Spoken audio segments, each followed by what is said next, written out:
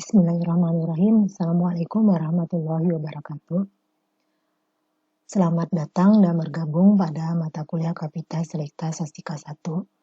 Pada pertemuan pertama ini, kita mereview kembali ruang lingkup statistika, yaitu berisi tentang konsep-konsep yang sangat-sangat dasar sekali yang akan sering dipakai dalam kuliah kita nantinya. Ada dua jenis data, yaitu data diskrit dan data kontinu. Adapun data diskrit adalah data yang berbentuk bilangan bulat. Contohnya banyaknya anak, banyaknya telur, yaitu satunya dalam butir, banyaknya buku, itu satunya dalam buah, dan sebagainya. Sedangkan kalau data kontinu adalah data yang nilainya dapat berupa nilai-nilai pada garis bilangan. Jadi bisa bilangan yang tidak bulat tentunya ya. Misalnya berat itu bisa 25,5 kg gitu. Bisa juga tinggi badan seseorang misalnya 175,5 cm gitu. Dan banyak contoh-contoh yang lain. Ya. Kemudian konsep lain lagi yang perlu diketahui atau diingat lagi adalah skala pengukuran data. Skala pengukuran data ada nominal, ada ordinal, selang, dan rasio. Kenapa skala pengukuran data ini penting? Karena dengan mengetahui tipe atau skala pengukuran data, kita bisa menentukan metode analisis deskriptif atau metode analisis deskriptif inferensi yang akan kita lakukan gitu. Jadi harus kita identifikasi terlebih dahulu skala data kita atau tipe data kita itu seperti apa gitu. Skala pengukuran data yang pertama nominal. Nominal itu adalah berupa data kategori. Dia levelnya sama. Dan kalau kita buat dalam analisis dengan menggunakan software misalnya ya, itu data nominal itu kita kodekan dengan angka yang mana antar angka itu tidak ada makna. Misalnya jenis kelamin. Jenis kelamin kan ada laki-laki dan perempuan. Nah, untuk yang perempuan kita kodekan 1, yang laki-laki kita kodekan 2. Nah, 2 bukan berarti lebih tinggi dari 1, tapi itu cuma kode saja, tanpa mengandung arti. Sedangkan kalau ordinal, dia juga berupa data kategori, dia dikodekan dalam angka juga, tapi sudah berurutan.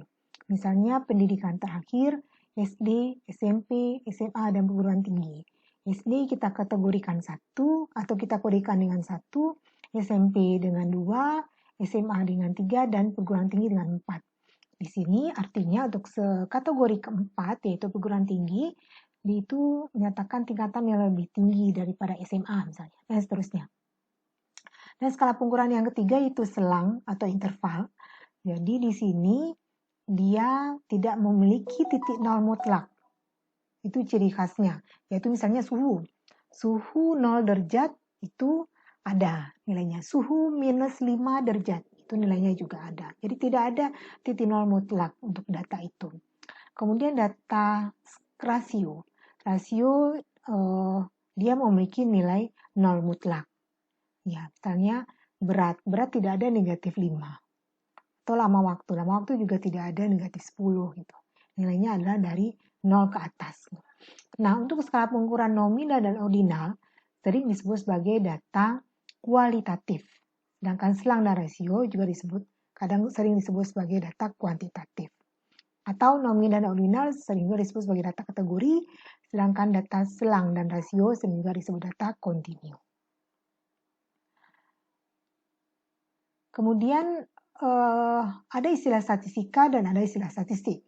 Kalau statistik adalah data, sementara kalau statistika adalah ilmu yang mempelajari prosedur-prosedur yang digunakan dalam pengumpulan, penyajian, analisis, dan interpretasi data. Kemudian cabang statistika yang utama yaitu ada 2, statistik deskriptif dan statistik inferensi. Statistik deskriptif adalah cabang statistika yang mempelajari metode yang berkaitan dengan pengumpulan data serta penyajian data sehingga diperoleh informasi yang bermanfaat. Di penyajian data itu bisa disajikan dalam bentuk tabel, gambar, atau ringkasan data lainnya. Jadi yang kita informasikan dalam statistika deskriptif adalah sejauh data sampel yang kita punya saja. Sedangkan kalau statistika inferensi adalah cabang statistika yang mempelajari semua metode yang berhubungan dengan analisis sebahagian data untuk kemudian melakukan peramalan atau penarikan kesimpulan mengenai keseluruhan data induk.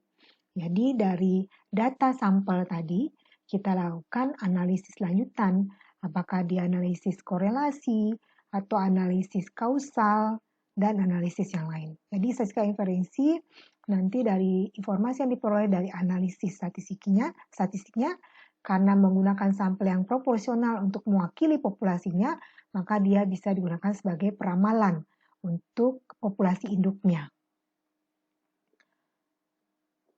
Baik, kemudian konsep yang utama juga yang perlu lagi Anda ingat adalah ada istilahnya populasi dan ada populasi dan ada sampel. Populasi adalah himpunan seluruh data yang jadi perhatian dari riset kita. Sementara sampel adalah himpunan bagian dari populasi. Dan pengambilan sampel itu harus secara proporsional, artinya harus menggunakan teknik pengambilan sampel yang benar, sehingga sampel itu benar-benar mewakili dari populasinya. Kemudian ada istilahnya parameter dan ada istilahnya statistik. Kalau parameter adalah sebarang ukuran yang menjadi ciri dari populasi. Sedangkan statistik adalah sebarang ukuran yang menjadi ciri dari sampel. Ya, jadi keempat istilah itu nanti akan sering digunakan dalam statistik, dalam mempelajari ilmu statistik berikutnya. Saya rasa demikian saja beberapa konsep dasar yang kita ulang lagi dalam kuliah kapitalitas statistika 1 ini, karena istilah-istilah dasar itu nanti akan kita pakai dalam pelajaran berikutnya. Demikian saja, terima kasih atas perhatiannya. Assalamualaikum warahmatullahi wabarakatuh.